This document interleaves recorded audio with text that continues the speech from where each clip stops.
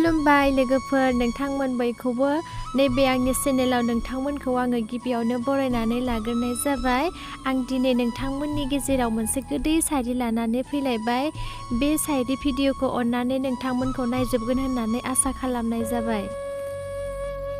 जाय सुबुंखौ नों दिनै गोसो बायफ्लेहोना गारनानै थांदों, सानसे समाव बै सुबुङानो नोंनि थाखाय बेसेन गोसा मोननो थाङै बेसादफोर बादि जानानै फैगोन। अब्लासो गोसोखांगोन नों बै गारबोनाय समफोराव मावबोनाय गोरोन्थिफोरखौ।